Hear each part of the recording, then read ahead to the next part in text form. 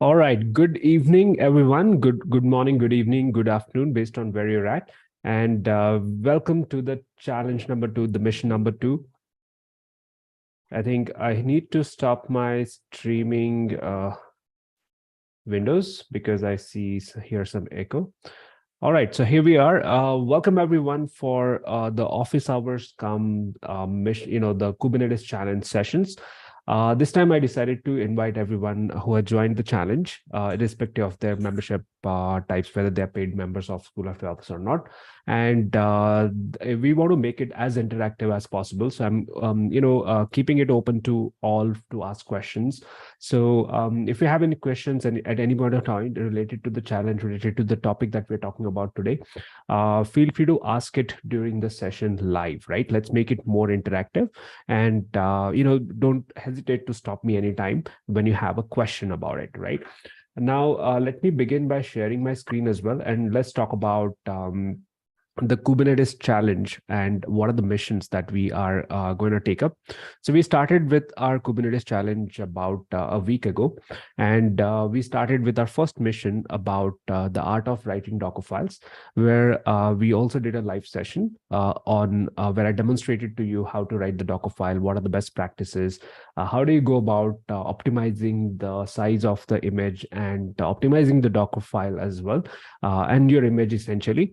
And I had given all of you access to the challenge portal. It's through the School of DevOps membership portal, actually.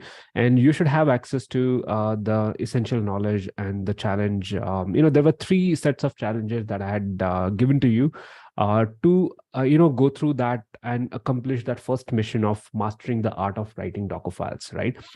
So all of you, I hope, would have gotten a chance to go through this challenge. If not, if any of you are joining new, anyone who's new, recently joined the challenge, can just add your inputs on the chat as well.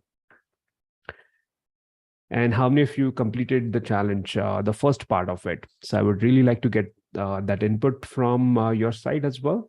And maybe you could use the chat window to provide your inputs. I hope it's not echoing anymore. Toby? I think I had, all right. So some of you have completed the challenge. That's good to know. Some of you might have joined recently, in which case you might have already received the access to this portal. If not, just drop me a line. You already have received an email from me, so drop me a line and I'll take care of if there are any issues there, right? So if you haven't gone through it, I would recommend you go through the live session recordings, which have been uploaded to here, as well as it is available on multiple other platforms, including YouTube Live and Facebook Live as well, and LinkedIn Live. We are also streaming this session live today. However, I would mostly be taking questions from the Zoom session and the Zoom room. And in case if you have joined the challenge, you can check your emails if you're on the live stream, and you will have access to this as well. So if not, you can join the challenge by going to, let's say, DevOps Club, .co/Kubernetes. It's devopsclub.co/Kubernetes is how you could participate in the challenge and sign up to it. You see the link right here, devopsclub.co/Kubernetes. And today's mission, today we're going to take up the second mission, where I will demonstrate how Docker Compose works. And I would share the mission with you by tomorrow morning, my time, most likely. And that would be a set of challenges, maybe 1 or 2 challenges that you'd, mainly one large challenge I will give you this time, to write a Docker Compose spec for a microservices application, right? So that's what you would be learning this this week. That's the challenge for you. The next mission for you would be tomorrow. I mean, next week onwards, we would start with the Kubernetes missions, like how do you deploy, create a pod and deploy it with Kubernetes. Then you would make it high available and scalable. So we are going to go step by step with these challenges. Let me also just mute everyone. There seems to be some background noise out there. Yeah, so we will get started with Kubernetes next week. We'll start deploying applications with the pods. We'll make it high available and scalable with, let's say, replica sets later. We'll then learn about Kubernetes services and interconnect microservices applications together, learn about service discovery and so on with Kubernetes service networking. The mission number 6 would be to build a zero downtime deployment strategy. That's where you would learn about the controllers like deployments and others. You would also learn about the storage concepts after that with data persistent in Kubernetes. You would also, set up an ingress controller, and that's when we talk about edge routing, etc. And then you would build some Helm charts as the mission number 9. So these are the 9 missions we have taken up, and we would go on for the next, let's say, 6 weeks from here on, 6 to 7 weeks. So some weeks we'll have combined 2 or 3 missions combined as well. So that's what the plan is. So it's going to be a 50-day challenge. We've already started with 1 week. It's 1 week ago we started, so 6 more weeks to go. And we'll end around January 20th, the first version of this challenge. You could sign up using devopsclub.co/Kubernetes. And we have opened up the email challenge access as well as the course access. Plus, you have access to the live sessions that you are part of right now, along with the recordings as well. All right. So that's what you will have access to. In case if you are a paid member of School of DevOps community, you also have access to the courses, the labs, and of course the community on Discord, right? So I would give you a link to sign up to the silver membership later today, in case if you are interested into the membership part. Now we are going to focus on, let's say, the second mission, and that is about how to go about deploying a microservices stack with Docker Compose. Now, what is Docker Compose is what I would be demonstrating to you. Before that, are there any questions for me from the previous challenge or previous session? Anything that you would want me to talk about or address before we get started? Hi, Gaurav, Rajesh this side. Yeah, Rajesh, go ahead. Actually, I have a suggestion, not the question. Sure, that go ahead. While you provide the study material or kind of, well, let's say we have example of Python application, we have to deploy this challenge. Okay, Rajesh, can you be a little louder? Can you be a little louder? Okay. Now it's okay? Little louder would be, closer to mic would be better. I'm very much closer to my mic. Oh my God. All right, go ahead. So what I will say that in the Docker file, we have a Python 2.7 and it's not available right now on the Docker Hub. So we have to make changes in that. If that can be updated, that will. I would update that. So what you can do, of course, and I've tested this, if Python 2.7 should be available, but even if not, you can use the latest version of Python image. I have used the latest. Yeah, I have that used works. The latest. So let's see if 2.7 is available or not. So you do see 2.7 is available also. However, in case if that is a problem, you can use the latest version of Python, in that case 3.7 as well. I've recently tested it with 3.5 or 3.6, something like that, but it would work with that as well. But I would update the instructions. So I've taken a note of that. It worked with 3.7. Awesome. Perfect. So there you go. So you can use 3.7 for sure. Because I think that application would work with 3.x version. I've tested that. So that's absolutely good feedback and good input. So I would update the instructions accordingly in the challenge. I get the point. Thanks, Gaurav. Thanks. Sure. Awesome. Thank you, Rajesh. I think Anthony has a question. Anthony, go ahead, please. Okay. Good evening, everyone. What I wanted to ask was concerning the application with the microservices, right? We finding a particular image of open the Java that was like maybe having like lower size. We got to find out that like most of them on the Docker Hub were like having a very, very large size, like the megabytes. So I don't know, using another image that had Java inside. In best practices, do you think it's actually good to like use other people's Docker images, or we should just go with the official one?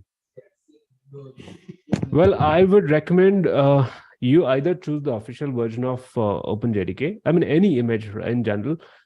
It's good to go with the official versions, or it would be better in case if it's a production application, and if you're just doing a testing, it's still all right to use other images which you can trust. But otherwise, I would recommend, in case if you are building this for your production applications, either choose the official versions, or even better, you create your own images from scratch. And Okay. I would suggest a tool in case if you want to build your own images, etc. So there's one very useful tool called as Buildup. And it will help you to create images using Dockerfiles. It would also help you to build images from scratch. In fact, I have demonstrated this as part of our LFD 254 course that goes along with the challenge. I know, and it covers most of those topics. So let me share that with you and show you where it is actually. So let's say if you have access to the LFD 254 course, I have an entire section which talks about the alternatives to Docker and the build chain. So like how, what else can you use instead of Docker to build your images? That could be Buildup. There's an entire chain, Podman, Scopio, so there are different purposes for different things. And I think there are some demonstrations of how to build an image, container image from scratch. And I have used Buildup. I've tried using Docker. You can use Docker as well. But I think Buildup is a good alternative to Docker when it comes to doing these advanced operations of building images from scratch, etc. So my suggestion is either you go with the official images, or you build your own. Let's say you build your own OpenJDK version from scratch, and you could use a tool like Buildup, or you can just start with a scratch. And if you know how to extract the operating system and all that, you could also follow that approach as well, right? So those are my suggestions when it comes to choosing the base images. Now, having said that, I understand a lot of these official images, let's say OpenJDK, it's quite large. Especially forget about the Windows, which is in gigs. Even the Linux version, when you extract it, let's say this is with the Debian, it would come to around 300 plus MBs.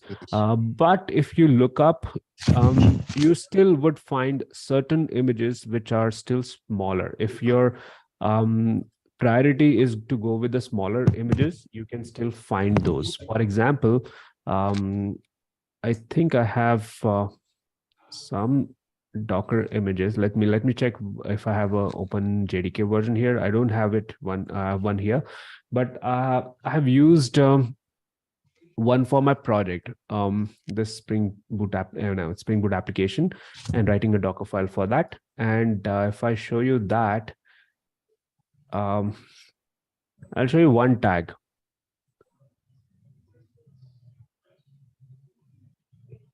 And in this case, let's say this 8-alpine, if you search for an image such as this, you would find it to be smaller. So this is 18-alpine, not 18. I would go and try and look for 8-alpine.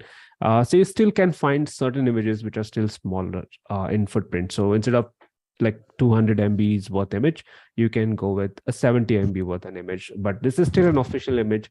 You can still find, you just have to look up, because this has so many pages after you will find this tag. So you need to know what you're looking for, like Alpine. Start searching for Alpine, and you'll typically find smaller versions. You can also go with the latest version of JDK with the latest version of Alpine. It's, you know, a little larger, but I would still recommend using the later version with, you know, more updates, more fixes, and less vulnerabilities. So you can, you know, take your pick based on that.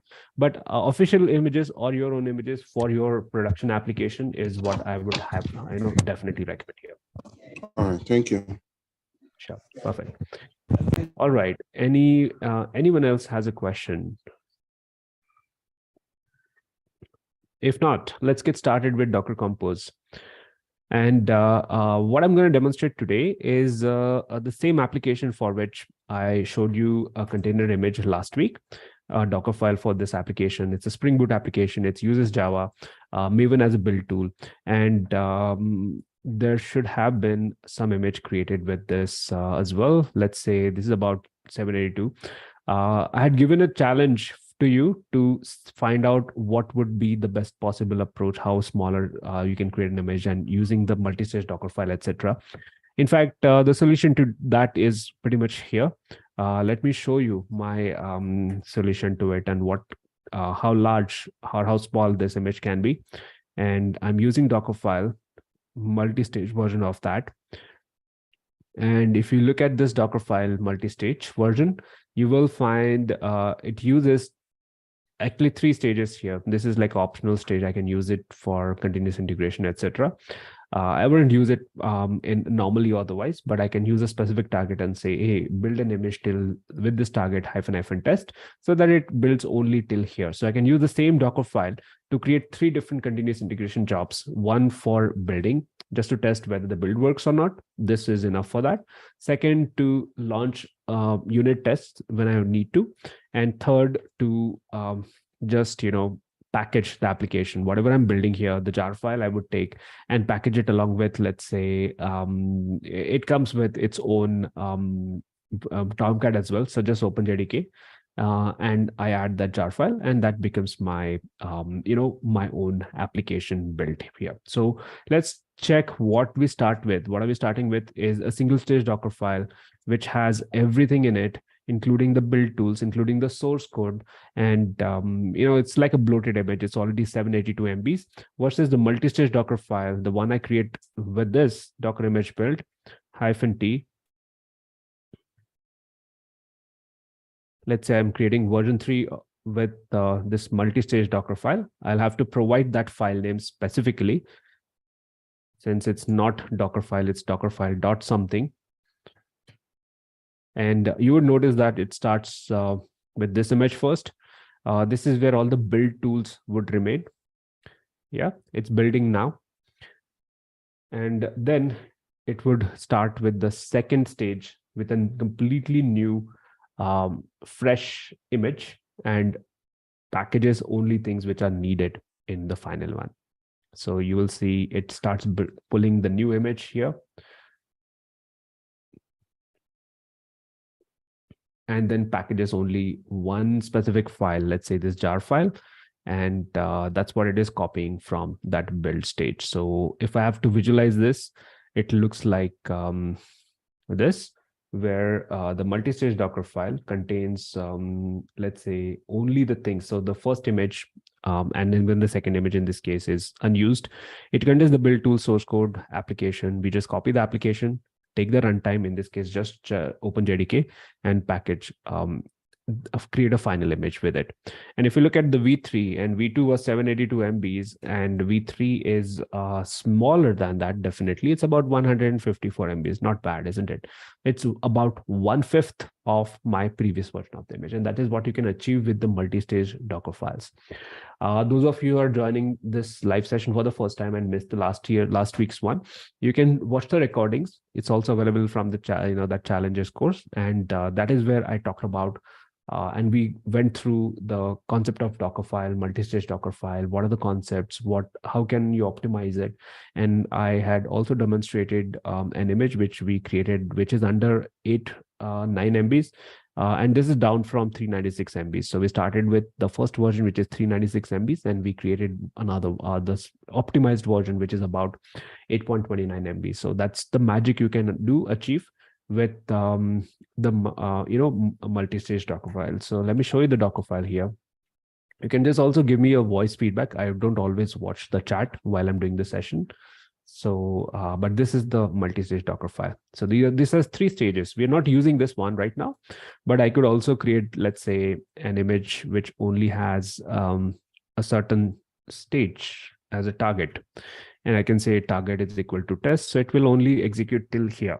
So it uses this as a base. It continues from here. It will continue and add a command to it. And that creates that specific version. If you see the difference here, now you'll know.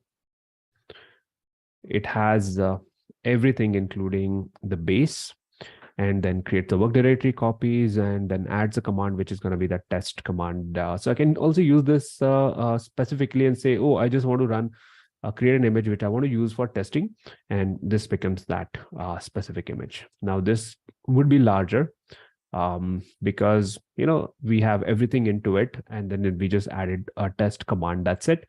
Versus this was, let me rename this to v4 without the target. If I do not provide the target, it goes and executes all the stages, which is the optimized version of my image. And this is what I distribute. This is what would exclude everything that I don't need, including the build tools, including the dependencies, including, let's say, the source code, etc. And this was created as a result of this Dockerfile multi-stage version of it. And this is what is part of my course LFD 254 as well, in case if you want to understand. And there are labs related to it as well. Right? How do you create these advanced techniques, like refactoring the Docker file, creating the multi-stage Docker file? What are the advantages of using 3 stages, etc.? All right, so that's about the Docker file, and this is what I have created so far. I'm going to use this and test run it as well. So Docker run -idt capital P. I would take this image, let's say v4, and launch it into a container, which I see running now, and it is available on this particular port 49156. That's the port mapping. I can access it using my IP address 49156 port. Fine, so this application works fine, and it can show some data which comes from the database. Now, this is where we begin talking about Docker Compose actually, and what is Docker Compose useful for? Let's talk about that. So I want to deploy this application. Now it's running with some built-in database called as H2. H2 is an in-memory database. However, when I want to deploy it in a dev environment, in a production environment as well, I would typically run it along with a database. And I might have multiple services, not just 2, but there could be multiples of services that I want to run together as my dev environment, right? In this example, it would just be 2 services, right? So we're talking about the Spring Boot application, which right now runs with the H2 database. That's why it does not need a separate container to which it connects as a database, but we'll change that and we'll start using, let's say, a real database, in this case, a MySQL DB, and have it be connected. So MySQL DB will also run as a container here. And that's when we're talking about 2 services right now, but it could be multiple services as well. And that's where Docker Compose really shines. For example, I want to deploy a Prometheus stack. Prometheus is a very, very popular monitoring tool, especially in the world of containers. Now, when I want to deploy this Prometheus stack, it's a stack of applications. It's not just one application, Prometheus. It comes with many supporting services. For example, Prometheus is just a time series database right here, right? But it needs the data to be fed in, like metrics. Like every node that you're monitoring should run a application or a service called as node exporter. It's like an agent, a collection agent, which collects all the metrics and sends it to the Prometheus, which is a time series database. It's a very good time series database, multi-dimensional time series database. So it has an advantage over previous generation tools like Nagios and rest of the tools. And then it has feeders, like node exporter is one which runs on every node. Then if you want to integrate and monitor Docker, you use cAdvisor. If you want to monitor Kubernetes, it connects, there's a kubestate metrics, which connects to the Kubernetes APIs, collect the metrics and send it to Prometheus. A lot of information about Kubernetes and so on.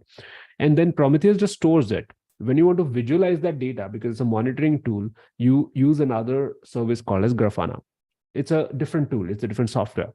And then if you want to send out alerts, because again, it's a monitoring system, so you also want to send out some alerts, and that could be with Alert Manager, right? Alert Manager is another service. So when you want to deploy the Prometheus stack, it means you're talking about at least 5 microservices which need to talk to each other, and that makes up that application stack. Now, if you want to deploy, imagine you're deploying it with containers, you'll have to remember the 5 commands Docker run instruction with each of its options, like volumes, maybe ports, maybe dependencies, maybe links, maybe environment variables, and there could be multiples of those, right? So there could be 20 different options for every service, And then you have to remember or document it, or you can rely on Docker Compose to launch that stack entirely in one go. How could that work? Let me demonstrate that to you. So instead of launching it one at a time, I would find a code and a codified version of Docker Compose where it is already there, and it launches this entire stack that I just mentioned to you. And all I have to do now, it's all code, so I can just download this code, clone this code. If I want to launch Prometheus, this is all I have to do. Clone using git clone, go into the directory where that code is. It also contains this Docker Compose.yaml, and then I can feed it to Docker Compose utility. When you install Docker as a Docker desktop, you also get Docker Compose as a separate utility. It's a separate utility, but you get it along with Docker desktop itself. And all I have to say now here is Docker Compose up-d. And if you can see here, it creates everything that I need, including the network, including the volumes, including the components, all these microservices, which includes Prometheus, Node Exporter, Alert Manager, cAdvisor, the Prometheus server itself, and Grafana, at least 5 things. So all I had to do was clone the code and run one command, that is Docker Compose up-d, and it brings up all these services without me worrying about what are the options, what are the configurations. None of that need to be remembered, basically, right? Everything is codified essentially here, and that's what I get with Docker Compose. So you can see there are 5 microservices launched in just about a few minutes. That's it. All I had to do was just run one command or a couple of commands. One to clone the directory, second to get into that directory, and third to run Docker Compose up-d. And you will see that entire stack running, right, with all its components, all the services. So let me just show you the Grafana part, which is the front end UI, which is available on 3000 port. So port mapping was done automatically as well.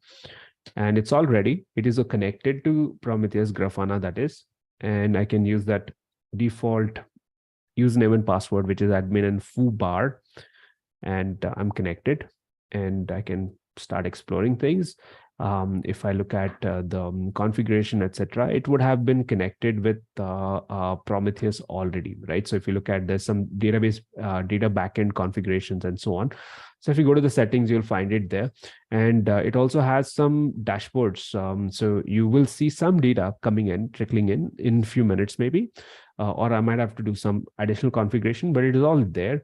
And this is all connected to each other. So if you see this, the configuration, it is connected with Prometheus. So there's some sort of a service discovery also available with Docker Compose. So Docker Compose basically is a launch configuration, and you can launch multiple microservices together as one stack, and they're all interconnected. And it's not just about launching it, it's also about cleaning it up. So when I want to clean it up, all I have to do is just Docker Compose down to bring down all these services.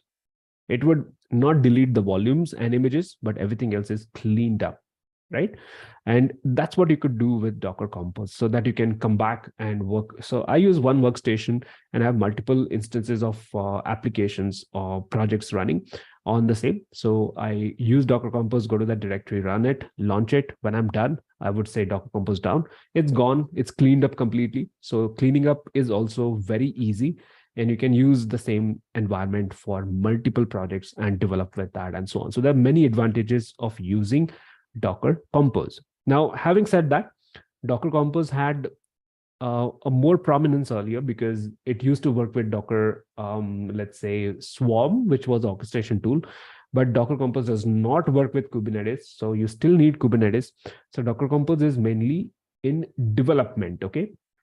It's a good development tool, but it's not something that you would use with Kubernetes, and not very extensively. Beyond development, you would not use it.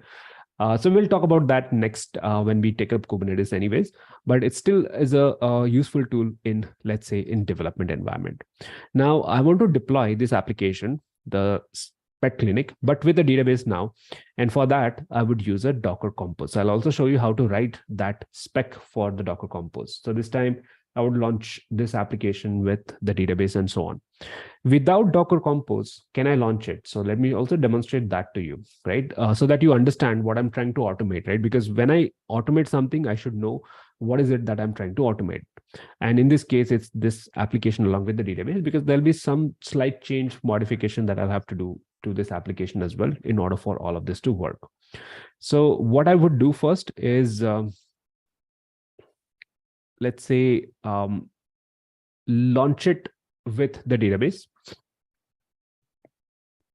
So first I'll create a database that is MySQL. Okay, and have the application be connected to that. I'll show you how that would work. So if I launch MySQL, again, this is how your actual applications run, right? With many options. The environment variable, there are port mapping, there could be volumes and whatnot. So I'm launching my MySQL database right now, and then launch the application and hope it automatically connects. Let's see if it does. So this is MySQL. Let me remove this one, launch it one more time and show you what happens. So my database is up and I want to launch the web application, the front-end application. And this time I want that front-end application to connect to the database, MySQL, not the internal H2 database. How do I make it possible? If you look at this application and look at, let's say, the configuration, there is one configuration where you can activate a MySQL profile. And by default, it uses that H2. But if you add that environment variable, it would start connecting to MySQL using a configuration which is right here. So it's using this application.property, which uses H2 as a database. If I switch to MySQL profile, it will read this as a property file, and it will try to connect to MySQL. That would be the difference. Let's see, it's trying to use localhost / the database name and so on. Whether it connects or not, that's what we will see now. So I'm launching the application with my latest version of this image, which happens to be v4. This one, this is the entire tag. And I'm launching it to run on port 8080. This is how I'm going to access it. This is what tells it to connect to the MySQL database. And let's see what happens now. Seems to have come up. It's been up for a few seconds. I'll try one more time. I see it's gone. What happened to my container? Let me check. So Docker PS doesn't show it up, but Docker PS -n or -l would show me anyways, right? -l will show me that last run container. It seems to have exited, and the reason for that we will find out from the logs. So when you see this exited, you can check the logs using Docker logs or Docker logs -f if you want to follow the logs.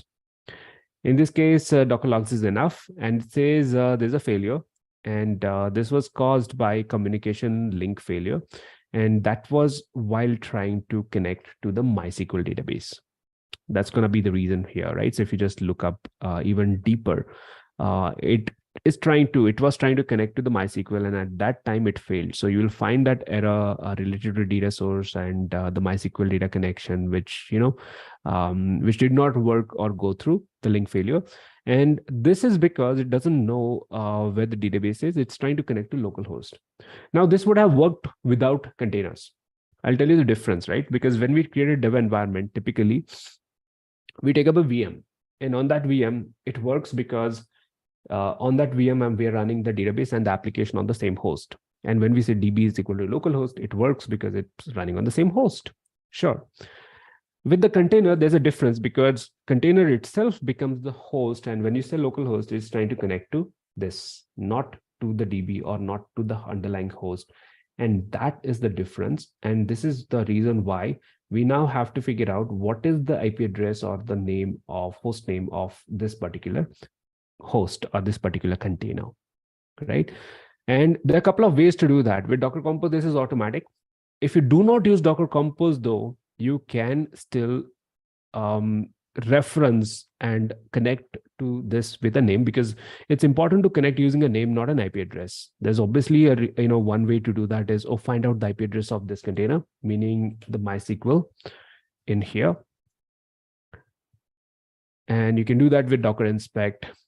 And this container name, it tells me the IP address is 172.17.0.3. But I wouldn't want to use the IP address here because I'll have to make the code change every time that I deploy in every single environment. And if I share the code with you, you have to go and change that IP address to whatever the IP of that container on your host as well. That's not a scalable, that's not a repeatable configuration. So how do we make it repeatable and consistent in terms of configuration is by typically adding some sort of a DNS based service discovery. So instead of localhost, I'll call it as DB or database, and that's a host name. It's a fixed host name, and you expect the platform to resolve it to the actual container or actual host. And that is where the name DNS based service discovery comes in. Or there's another option here, which is called as linking. And I can still use a link option and create a link between these containers and add a name basically.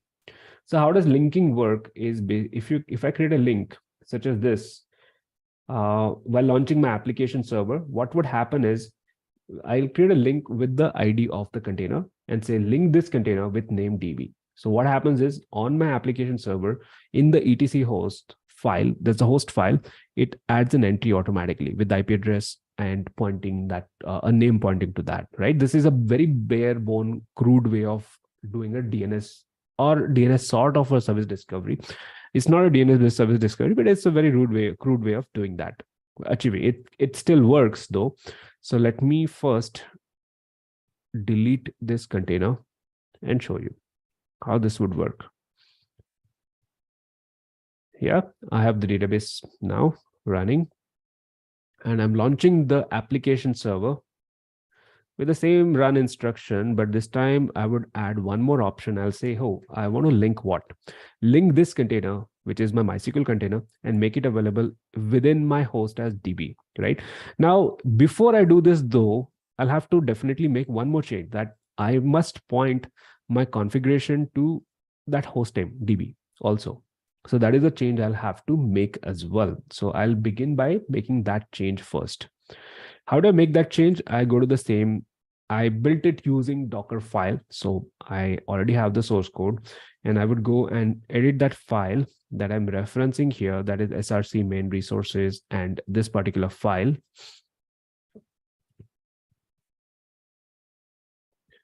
Which has localhost right now. It's pointing to localhost. I wanted to use a host name, a specific host name that I would also use while I'm linking. I'll call it as DB as a host name. Since it's a code change, I have to rebuild my image, and I'll retag it, increment the version to v5. Since there's a change in the code directory, it would rebuild, and then I would get my version 5. Version 5 would have a configuration which would point to DB instead of localhost, and that would make it work. If I link it, if I manage to link it, that would make it work, because that's what I have in my configuration. I would point to the host name as DB, and that should resolve to this container's IP. How does that resolution happen? Is via link option. That link option is what I will demonstrate to you. So I increment the version number here and add a link to what? To my database container. My database container is this. This is the container ID. I can take the container ID or the name and add it as a link called as DB. Now what happens? Let's find out. And let's watch it for a few more seconds.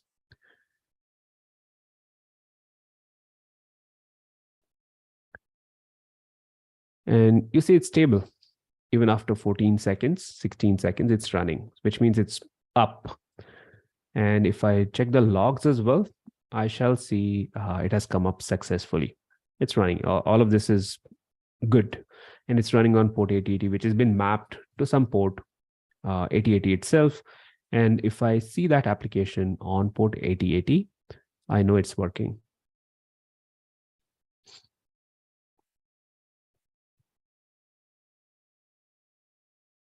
We are building the base for Docker Compose, by the way. So I'm able to do this, but I'm doing it manually right now, right?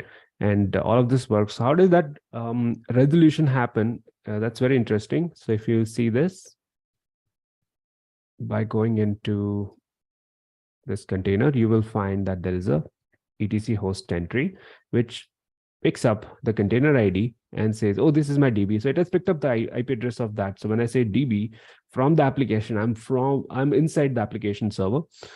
And from there, DB as a name is resolvable, and it is connecting to the right IP address. And this is scalable, repeatable, because if you link on your system, if you link that particular database container name, it would automatically find out its IP address and make this kind of an entry. So the code change doesn't have to be there. You don't have to update the code on your side if you're using my own configuration or my own repository itself. So that works. Now, the only thing is this is manual process where you have to remember all these instructions, Docker run and everything. And we just have 2 services right now, but it could be 5 applications or 15 applications. If I just show you what I used for launching Prometheus, there was a Docker compose file, and that Docker compose file shows you how many options are there for Prometheus services. So you'll see each of the microservice. There are 5 services that it launched: Prometheus, Node Exporter, Alert Manager, C-Advisor, and Grafana. And each of this has so many options because Docker run would translate into so many different options as well with this. So if I have to convert this to Docker run command, it's quite possible. I would say Docker run -idt, let's find out what are the options. This is default. And then I would have said, okay, the name should be Grafana. So the name of the container is going to be Grafana. And then the user 472 would have something like user is equal to 472, or user ID. I would provide that. Dependencies, so I can define the port mapping. Port mapping is explicit, so small p 33,000 to 3,000. Volumes can be, I'm just showing you some options of here, right? So this can really grow really fast. And there could be restart policies, there could be network, which is this, and so on. So remember, look at this, right? So when I convert this, this will really become a long entire set of options. It will become a very long command. And then multiply this with 5 times. That's what you will need to do in order to launch this particular stack for Prometheus. And that's what Compose is simplifying it for us. Once you understand the syntax, it's very easy to work with. And if you want to onboard, let's say, a new developer, all you have to do is point them to your repository with Docker Compose file into it, and they can launch that entire stack within few minutes, not even hours or days, right? And they can start developing and working with that project right off the bat. And that's the advantage of using a tool like Docker Compose. Now, I showed you by launching 2 microservices, and I did that manually. Let me delete these containers because now I would launch them this time with Docker Compose in an automated way, automated repeated way. Because if I can write the code for it once, I can share it with anyone and onboard them and have them create the same environment. And this is where Docker Compose.yaml comes in. So Docker Compose.yaml contains the specification of all your microservices. Let me demonstrate by adding some code to it, and then I'll refactor it. This used to be the very first version of Docker Compose, and this is basically a conversion of your Docker run instruction into the code. So what did I use for Docker launching my application? I'll take that and show you how to convert this into YAML code. And this is the first version of Docker Compose. Later, the syntax changes slightly. I'll show that to you as well. This was my first version where I would say, okay, app, I would give it a name to that service. I'll call it as app, and then add all these options that I added here, right? So what do I need here to launch the application as a container? I look at those configurations. So in this case, I need an image. Which image? It's my image with version 5. What else do we add? Let's add port mapping. So that gets added with ports. Ports is an array. If it is an array, you can add multiple port mapping. So this could have been, I have this port, and also maybe 443 port, which maps to host side 8443, something like that, right? So you can keep on adding multiples of these options if it is an array. So that's whenever there is an option where you have to add multiple things, you define it as an array. Environment is also array. You can already see that for MySQL right here. There are multiple environment variables. They're defined the same way. There are a couple of options though with environment variables. You can do it this way, or you can do it also as an object like this. So that's up to you. How do you find all these configurations and what to provide, how to use those? You could just use Docker, search for Docker Compose version 3 reference.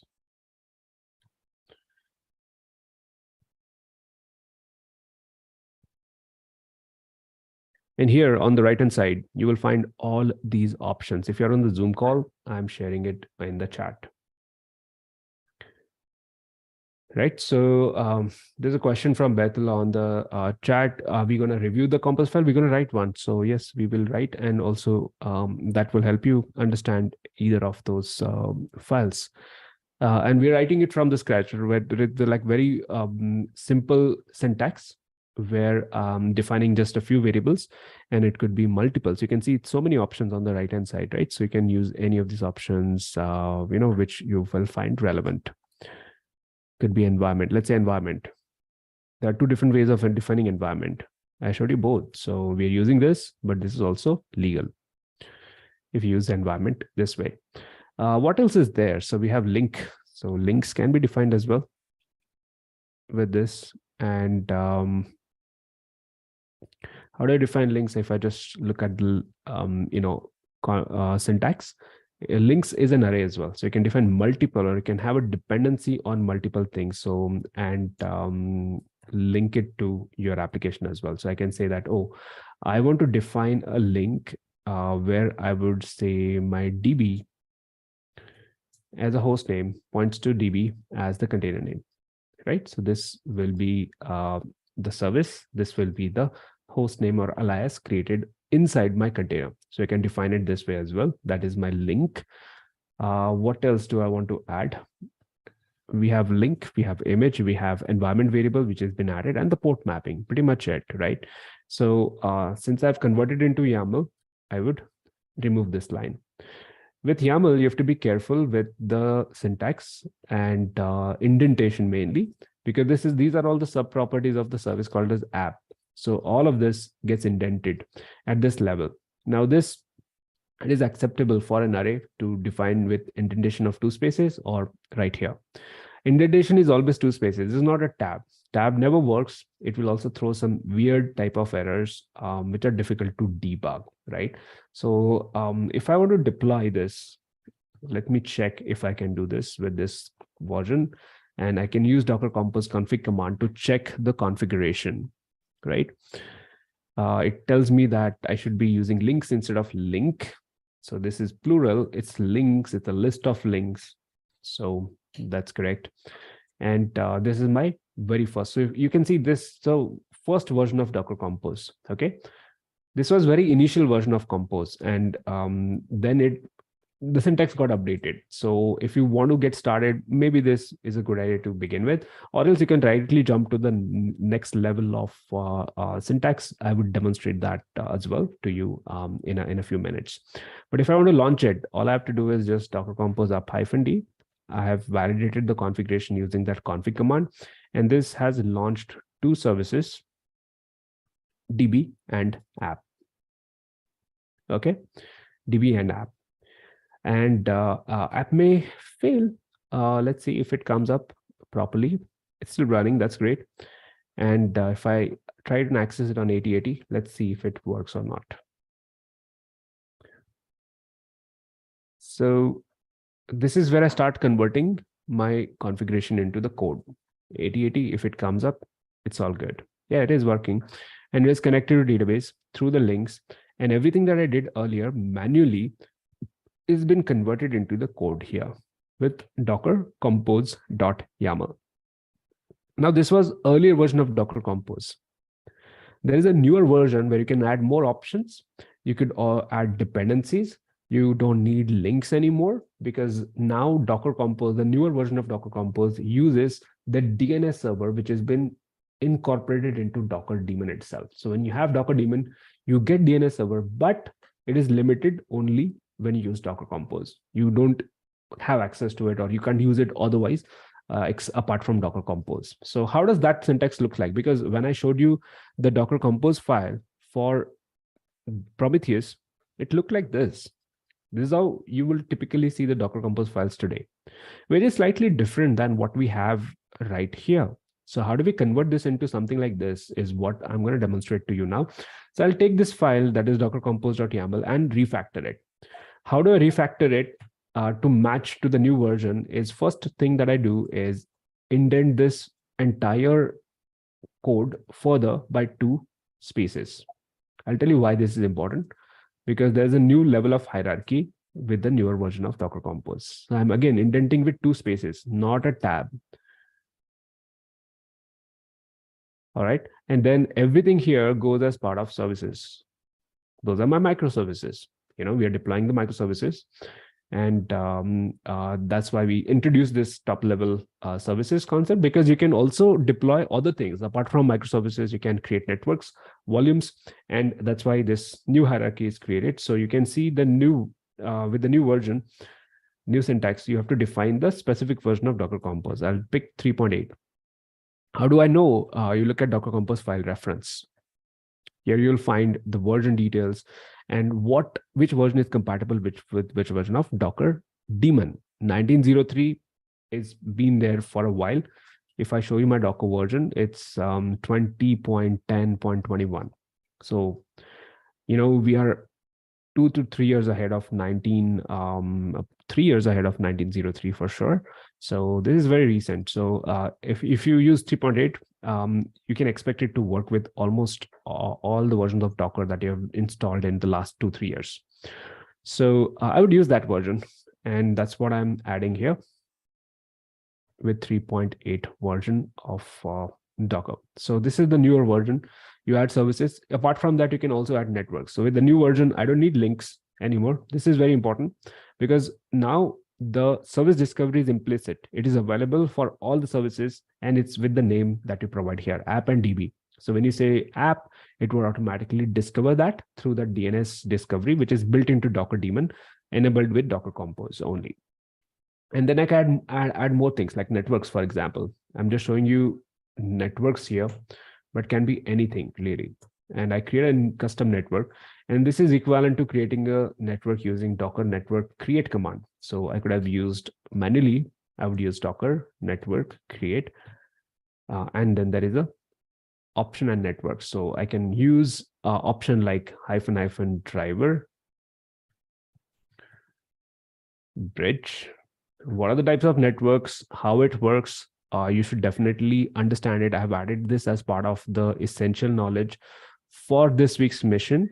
And you can also optionally reference the LFT 254 course, where we have the entire chapter on Docker networking. And all those 3 types of networks, etc. So all of that is covered as part of, let's say, Docker networking and storage.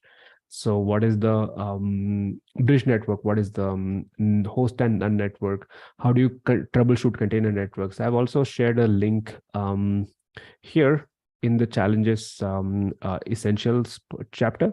And this is a very interesting tool utility called as NetShoot for troubleshooting networks, networks with containers, with Docker, as well as with Kubernetes. So I have some demonstration of how this could be useful as part of this LFT course as well, which you can access from here if you're a member, silver or gold member of School of DevOps.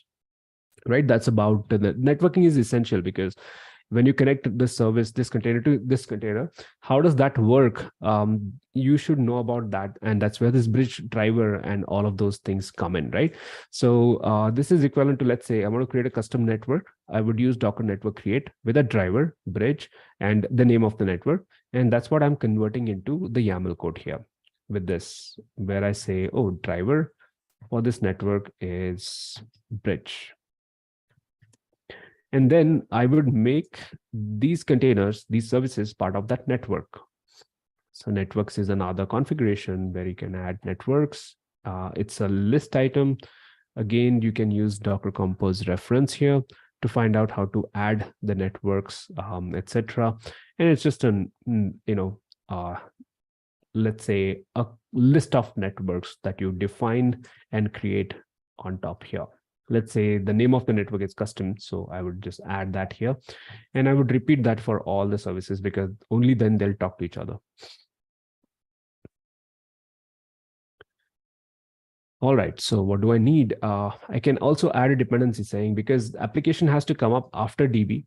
So there's some caveat there. I'll talk about that later, but at least sequencing I can do with depends on. There is a configuration called as depends on. This is alphabetically ordered. So if I look at depends on, I would find it there.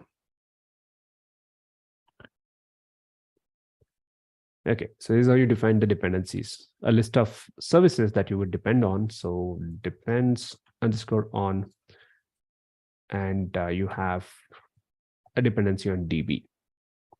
Right, there you go. So this is my working configuration. Let me just review this one more time. So this is my version of Docker Compose. These are the networks. I'm creating one network and launching two microservices, one called as app, second called as DB. Each of these services is going to be launched with these specifications, the image, ports, environment variables, networks, dependencies. So once you codify this, it becomes repeatable, right? So this is a code, this is YAML, and I can then say Docker Compose up -d. That's it. And it should, if everything is good, it should just go ahead and launch it. So I have a problem on line number 20, column number 5. Let me debug that. So somewhere here, I have a problem, of course. Should be with my image. All right, let's see what it is. It could be before this as well.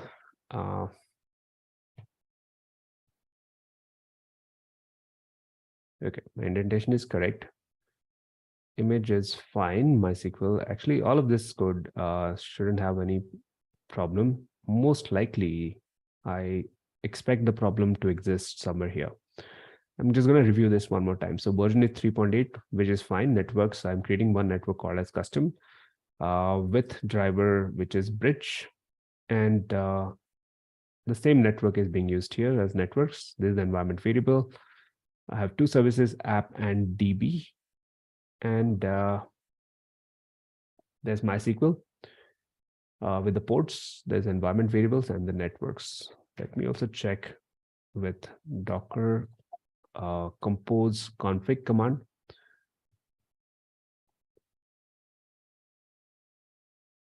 Block mapping. Okay, it's a problem with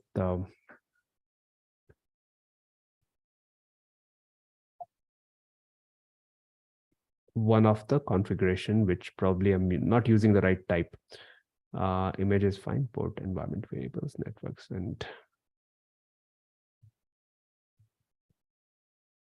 going to compare it with what I have here.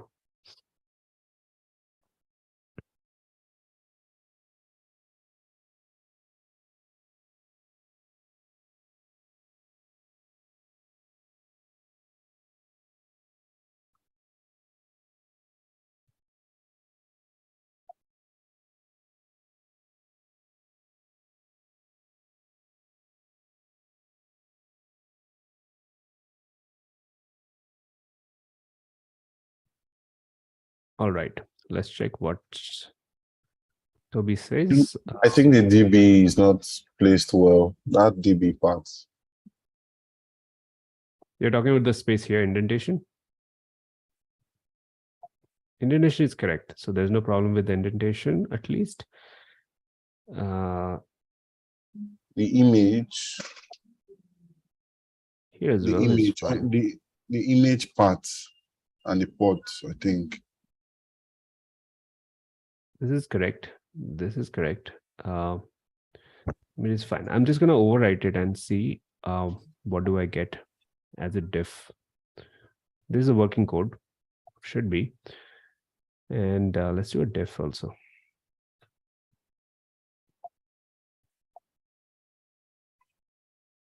Of course, the structure is different, so it has multiple things out there. Let me go and check this one now. Docker compose and config. This does work. So something here, and I mean, this is the code I had written earlier, and this does work, or seem to. So there's something missing with my configuration. Can anyone identify the problem? Most likely it should be here because the DB. The driver thing is missing. Driver, the custom driver is equal to bridge. Okay. No, this is fine. So the default driver is bridge. So even if you just provide custom, that is all right. That shouldn't cause a problem really. What else can we find here? Let's see. My thinking is somewhere here.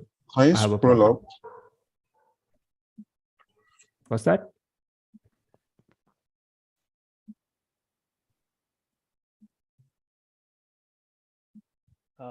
We should use name for the image. Yeah, image is fine. Image, I think image I will have to update. You're right. So there has to be a tag.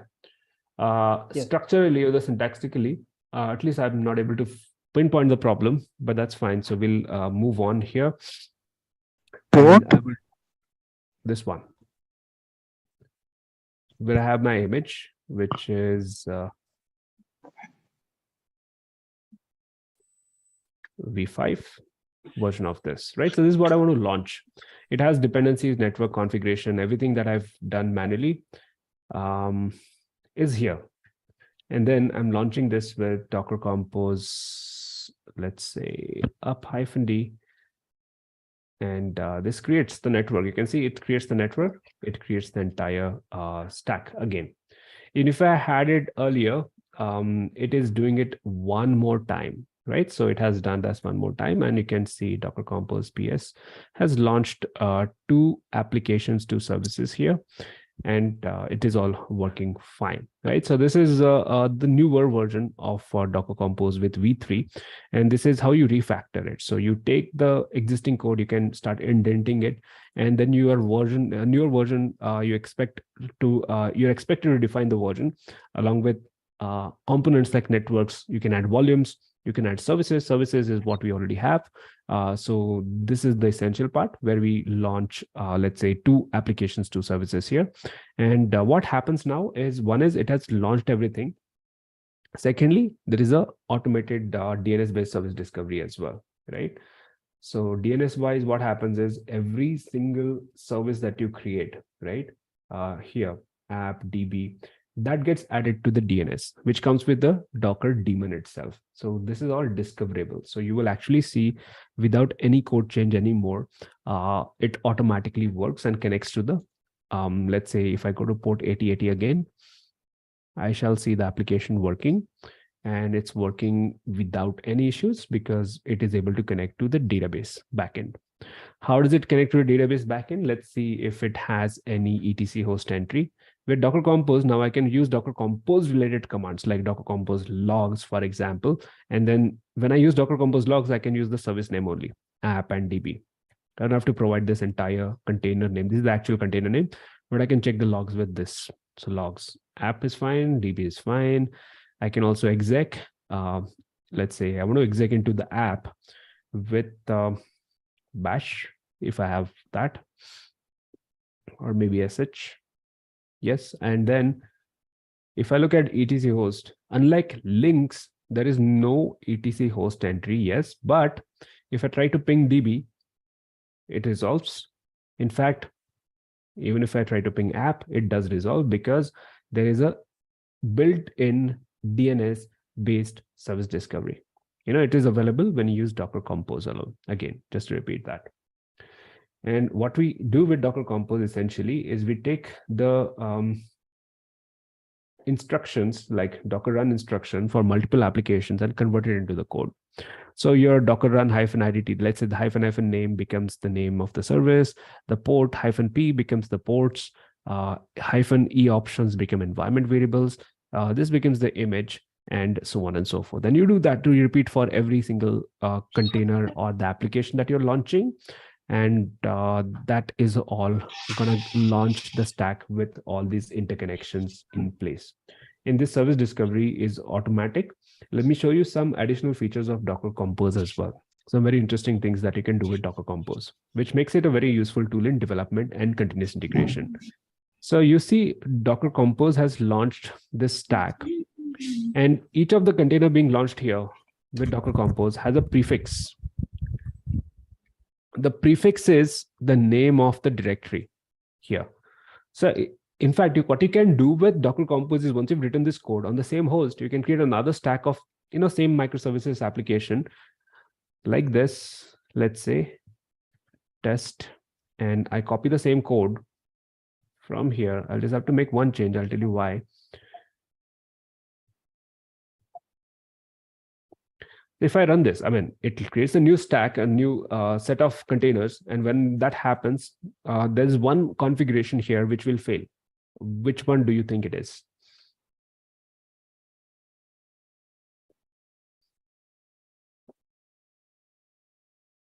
Let's see. Okay. Docker Compose R520. This is going to fail because of the port conflict. Why? Because you can't use the same port. The 8080 port on the host has been taken by this already running container, right? So this 8080 port would have a problem. If you haven't mapped, let's say 3306 port and 3306, this is the same port, yes, within the container, because container is a completely different host in terms of network. So that is fine. But on the host side, if you're doing a port mapping, you can't use the same port again. So I'll have to make this change and either use a different port here or let Docker decide the port mapping based on its own -p like option, like the range, starting with 49153 onwards. So I let that be driven by Docker. And if I do this again, any change, it looks at only the change here. So DB is not affected at all. It only launched the application because it knew that, oh, there was only problem with the application, DB is already running. So it has that intelligence, we call it as idempotence. So it knows what the current state is, it knows what the state it has to achieve, and it knows what steps it has to take and when. That is important, right? This is a good sign of a automation tool to have that idempotence or intelligence. It has launched it with a new stack. So this is a different version, by the way, running on 49157. If I go to 49157, so my previous stack, previous version it's still running on 8080. This is a new version. And so you can actually have two different branches of development, and you can launch the application stack for that on the same host, and it can be run from a different directory for a different version and so on. So you see the difference now. So first two containers had a prefix of Spring Pet Cleaning. That was the directory name. I launched it from this directory called as test. It runs from there now. So whichever directory you are in, it is driven based on that. Let me go back to that Spring Pet Clinic and show you again. So if I do Docker Compose here, I'll show you something interesting here. Okay, Docker Compose PS. It only shows me the current stack starting with test. Go to this directory and run Docker Compose again. Shows me this particular path, Spring Pet Clinic and app. So you see the difference, right? And if I go to another directory which does not have Docker Compose file at all and try to run Docker Compose, it doesn't work. So it always looks up the file in the current path, either with the name dockercompose.yml or YAML. You can use either of that, and it accordingly takes some action. So it has to be run. So essentially, when you run Docker Compose commands, they have to be run from the same path as your Docker Compose file is. That is very important to know. Now, let me show you how you can integrate Docker Compose with Dockerfile as well, because I have Dockerfile to build. So when I want to build an image, I typically run Docker image build command, and then I may want to launch it with Docker Compose and so on. But you can integrate both of those. And I'll show you how, but you should also know the difference between Dockerfile and Docker Compose file, because both are end with file, of course, and both have code. So the purpose is different though. Docker Compose is a source for building an image. Once you build the images, you can launch those into the containers using Docker Compose. That is the launch configuration. This is the build configuration. Dockerfile is build configuration. Docker Compose is a launch configuration. Okay, that's the difference. Now, let me show you how to integrate these two together. It's very easy. I have a Dockerfile here. I want this application, the image for the application, not the database. Database still comes from the registry, but the application image, I want it to be built from Dockerfile. How do I do that? Is by adding a build configuration. In addition to image tag here, I would add the build configuration. Let me go and check the build configuration from here, and I'll add two configuration context and the Dockerfile. This can add more arguments, etc. But I'll just add this part where I added the build configuration with the build context and the Dockerfile. I'll remove arguments. Now, this is equivalent to doing this basically. The build configuration and build context and Dockerfile is equivalent to saying that, oh, I want to build an image. So Docker build -t, the tag, something like this, let's say. And then the build context is already here, dot. With the name of the Docker file, you can provide with -t option, -f option if you are specific. So I am specific with Docker file name, so I'll add that as well. So that is what I add here. My context is my current directory, right? So that's remains as it, and dockerfile.ms is my Docker file name. So Docker file name, this, and the tag goes here. So three things. So since I want to build an image and in development and experiment with it and deploy, when it deploys and builds, and it basically has to tag with something. So that tag is taken from here. So this dev tag. So how do I then build the image and invoke the Docker file? And only for the application itself, not the database, is once I have this configuration, I can use Docker Compose build command. Instead of Docker Compose up-d, I'm going to run Docker Compose build command. Build is equivalent to using Docker image build, but only for the specific application where it finds the build spec. So it says DB is using image, no problem there. It skips for DB. It starts building the application and only application using the Docker file, which is, so it has taken the build context, the Docker file, and the tag. So it knows everything. It requires to build it, and that's what it is doing right now. Using that multistage Docker file, of course, the same, whatever I provided in the build configuration, it has taken that and is building. It's a two-stage, so it will take some time for the application to be available and or the image to be built. And then I would subsequently use Docker Compose up-d to deploy as well. And then I'll show you how you can use this in development to deploy new versions of that as well. So how do you integrate it using this? So your workflow now becomes, every time there's a change, you can use Docker Compose build. If there is a change, it would build an image, and up-d would deploy it. Let's say you deployed the version 1. And then subsequently, if there is no change, let's say there's no code change, this is where the intelligence comes in. So when you say Docker Compose build, it doesn't do anything. It uses the cache, skips the part, and Docker Compose up as well, skips saying everything is up to date, right? That's what I will demonstrate now. Once it is up and running, it has a problem with the build step, one of the build steps. Let's see what happens now. The same Docker file, so it must be a transient issue in my opinion, because it got built earlier. So it should again build the same way. Unless there is very specific change recently. So let's find out what happens here. I'll wait for it to be built. Yeah, it seems to be taking longer than usual.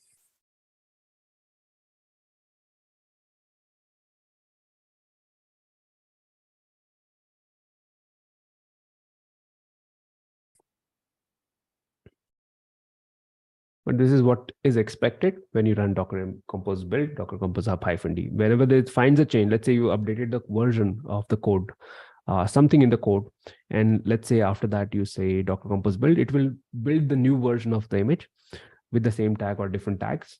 And then it would say Docker Compose up-d would essentially redeploy that.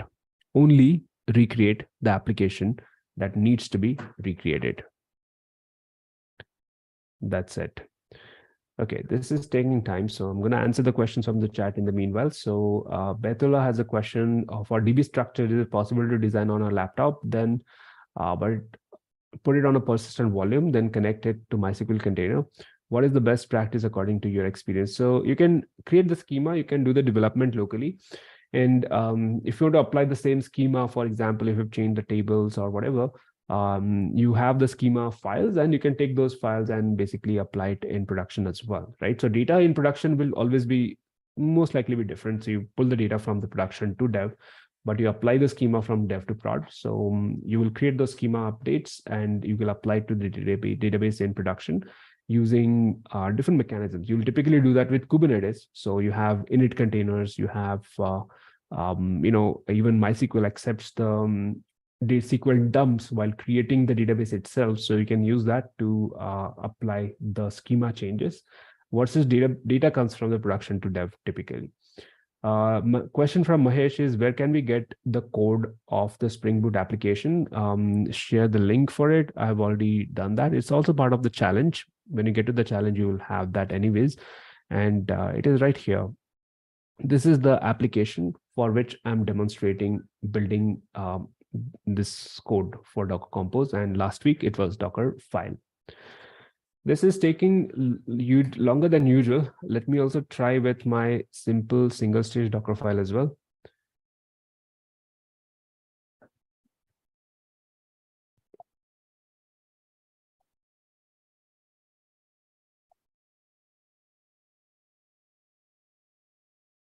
I just use Dockerfile, not the multistage version, and say build. Let's see what happens now.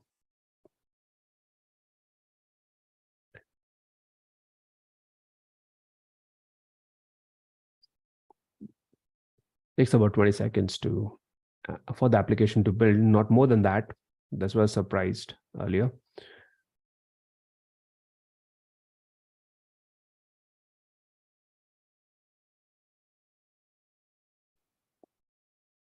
Seems to be taking longer now, so maybe there's a problem with the code now. Something recent.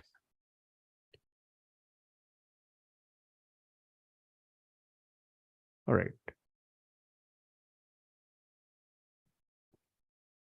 Yes, so there is something different recently, and I will check just one more thing here.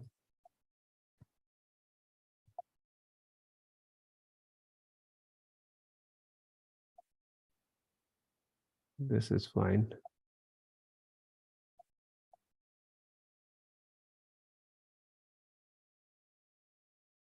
There's a step where it is failing, the compilation part. And Dockerfile, I'm going to try and build it manually. Not manually, but by hand, using the Docker build command.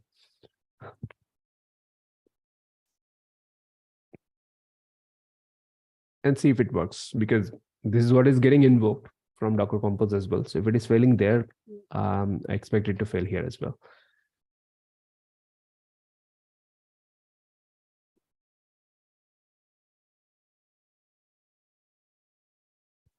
All right, there is something definitely going on, and it's recent because I just demonstrated building the image with the same Dockerfile just a few minutes earlier. So I'll have to take this offline and debug it a little later. So I'm just going to show you what happens here, or just explain to you visually that this is what I was trying to demonstrate, that Docker Compose, if you just run Docker Compose build, it invokes the Dockerfile, builds the image for you, tags it with whatever image tag that is provided in the Compose file. And then that is what gets deployed when you use Docker Compose up-d subsequently. And if there's a code change, it would also redeploy that new version with the new code change, etc. And that would work in a very nice way. And that basically, why that is useful is, let's say you have a continuous integration environment and you're deploying to that. Every time there's a code change, it can automatically build using one of the Jenkins or continuous integration jobs. One for building the application, second to let's say run the unit test, third to deploy it in that environment or package it, and fourth to deploy. And every time there's a change, you just trigger the same pipeline and it would redeploy that entirely, right? So that's what is achievable with Docker Compose. Are there any questions? You can speak up if you're in the Zoom room, and you can ask me the questions as well. There seems to be an issue with the Docker file, just to update, and I'll have to fix this and then proceed and see if what kind of fix it needs. So it needs a little more time to troubleshoot, etc.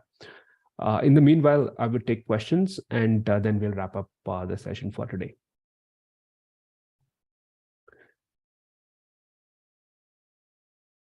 I would also be sharing the challenges. So if you haven't already subscribed to the challenge, you can do so by going to devopsclub.co/ let's say Kubernetes, which is right here. So devopsclub.co/Kubernetes is how you subscribe to this challenge. You will receive the challenges access to the course once you sign up, and from there you will get access to the challenges. I'm gonna update the this week's mission by, let's say, tomorrow. I've already added the essential knowledge part, and then I would be updating the challenges. So there'll be 2 challenges I'm gonna give you. One is to let's say take this application and create a Docker Compose spec for it with 5 microservices. So there is this vote application, Redis, worker, DB result. I have demonstrated, I think, building an image for this application as well. I'll share the details for rest of these apps and how you can launch it. And the repository would be provided to you. So your task is to create a Docker Compose file with to launch all these 5 microservices. So that's your first mission.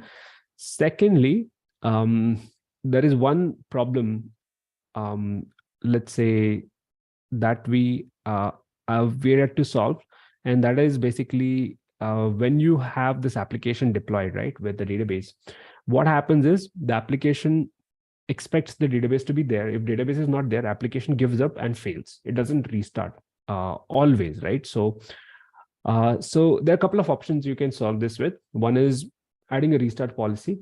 Second is by adding some sort of a delay. So that delay part is important, because if you want to do something before launching the application within a container, you have this concept of entry point, and you can use the entry point to add some delay of, let's say, 10 seconds or so for launching the application as well.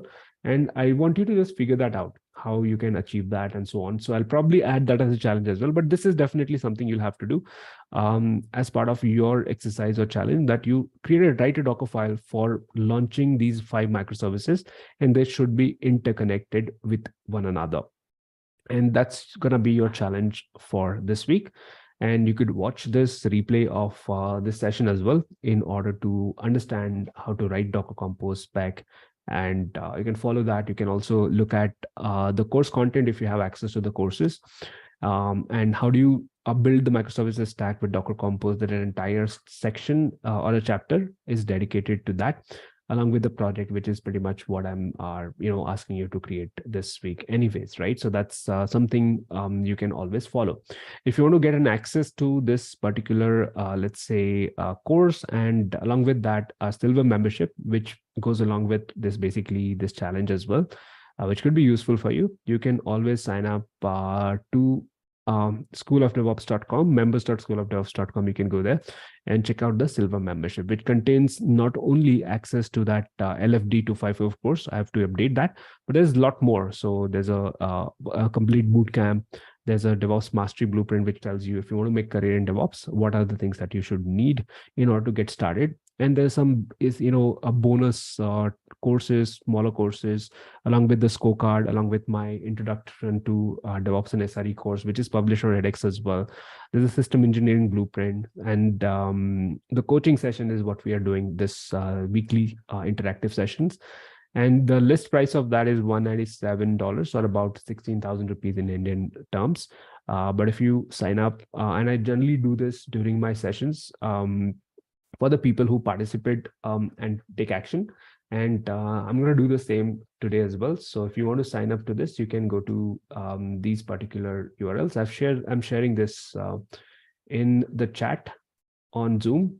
And I'll share that on, if you're on the live stream, I'll share it here as well. So if you go to, want to, join the silver membership, you can, let's say the silver membership is what I'm offering right now an offer for. You can always upgrade to gold and find out about that later.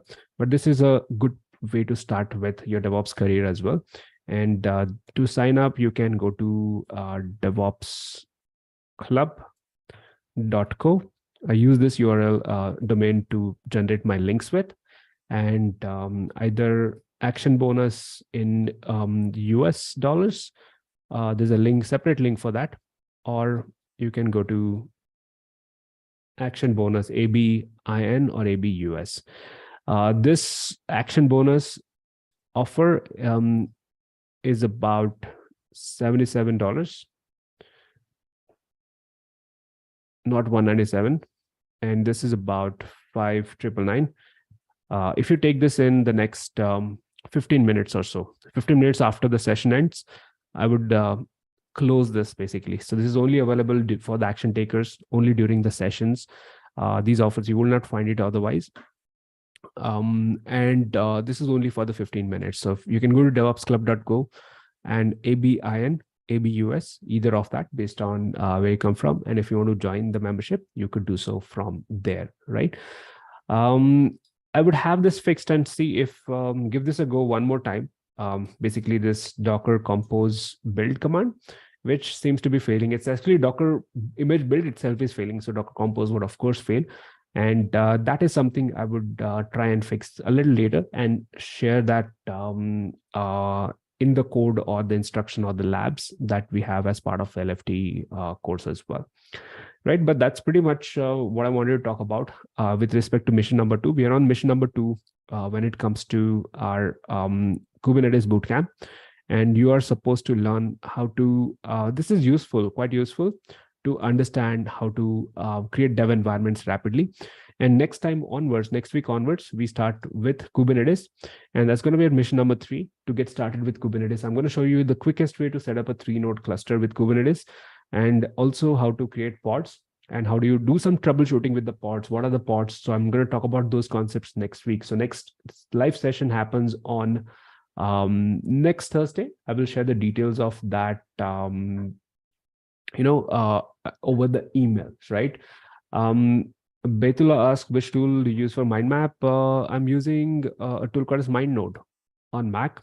It's MindNode, and it works well for me as well. There's a question from Rajesh. I think it's been outstanding. So let me check. He's asking about the books related to Kubernetes. And the one I am referencing, let me see if I have it on my bookshelf right now. I think I've shared it with someone else. So there is, I'm just going to look it up very quickly. Kubernetes book by O'Reilly. I generally use the O'Reilly books as well for Kubernetes. I think this particular book, let's talk about that, right? So there's one book called as Kubernetes Up and Running by Brendan Barnes, Joe Bera. That is good, definitely. So you can try this one. The second book, I know about Nigel Paulton, so he's very active in the community. I've not gone through this book yet, but you may want to check this out and see the reviews, etc.